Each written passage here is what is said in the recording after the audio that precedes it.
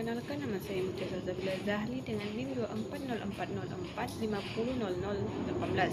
Di sini saya akan menjelaskan pertumbuhan dan perkembangan seseorang dari lahir, kanak-kanak, remaja sampai dewasa, dan menjelaskan pertumbuhan dan perkembangan tersebut baik dari segi motorik, emosional, kognitif, moral dan spiritual, sosial, psikologis dan biologis. Yang pertama yaitu masa bayi 0 sampai 2 tahun. Pada motorik, pertumbuhan refleksi bayi berkembang menjadi gerakan terkoordinasi, misalnya tengkurap, duduk, berbaring, dan berjalan. Pada perkembangan, keterampilan motorik halus seperti memegang benda dan memegangnya.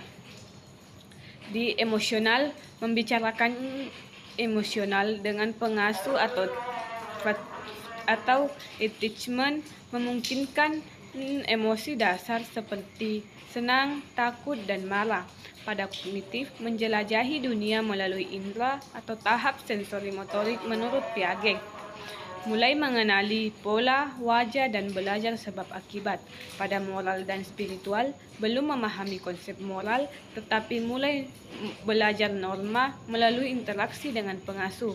Pada sosial, respons sosial terbatas pada senyuman dan tawa, meringankannya dengan minat terhadap lingkungan sosial. Yang selanjutnya yaitu psikologi, membangun kepercayaan dasar atau basic tools terhadap dunia sesuai dengan teori Erik Erikson.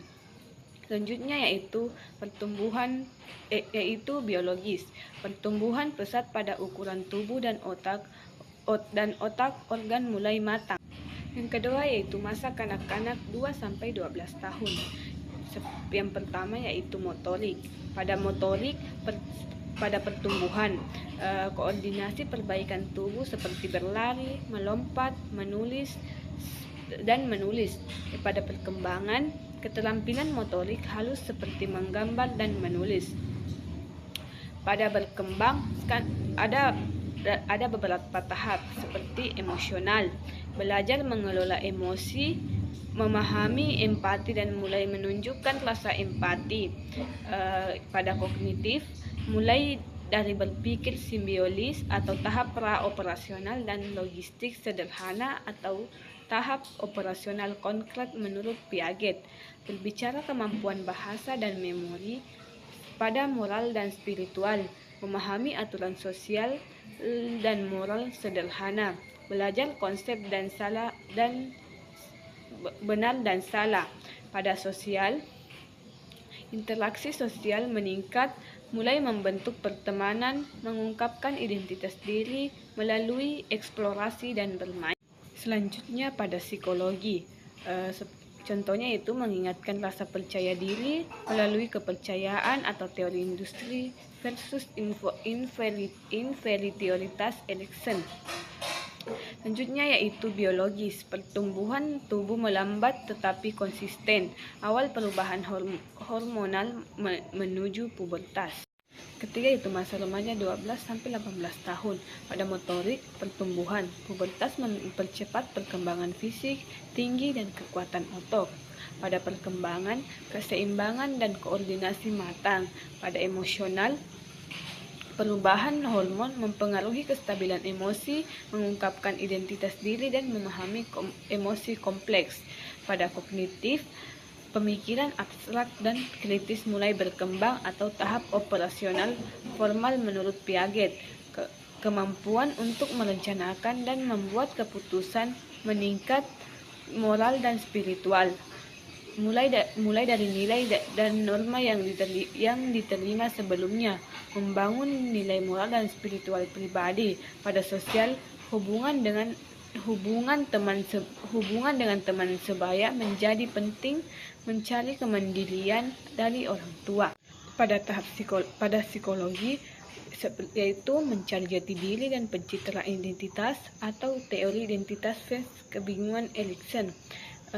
Pada biologis, perubahan fisik besar selama pubertas, menstruasi pada perempuan, pembesaran suara pada laki-laki, organ reproduksi. Yang keempat yaitu masa dewasa 18 tahun ke atas. Pada motorik, pertumbuhan, fungsi motorik mencapai puncaknya pada awal dewasa.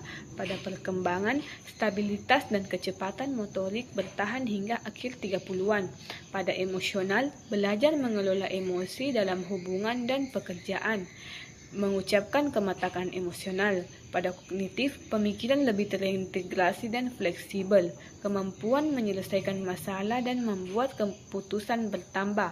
Pada moral dan spiritual, memiliki sistem nilai yang lebih kokoh, banyak yang memperdalam keimanan atau spiritual pribadi. Pada sosial, fokus pada membangun keluarga, karir, dan komunitas.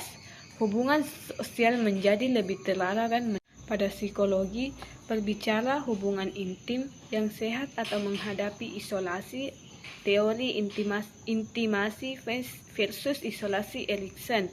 Pada biologis, puncak fisik dicapai pada usia 20-an hingga 30-an, lalu mulai menurun secara perlahan. Kesuburan mulai berkurang di usia 30-an akhir hingga 40-an. Jadi kesimpulannya itu, proses ini menunjukkan bagaimana seseorang berkembang tidak hanya secara fisik, tetapi juga mental, sosial, dan spiritual sesuai dengan tahapan hidupnya. Kombinasi faktor genetik, lingkungan, dan pengalaman individu mempengaruhi pertumbuhan dan perkembangan ini. Baik, itu saja penjelasan dari saya. Semoga bisa dipahami. Kurang dan lebihnya mohon dimaafkan. Wassalamualaikum warahmatullahi wabarakatuh.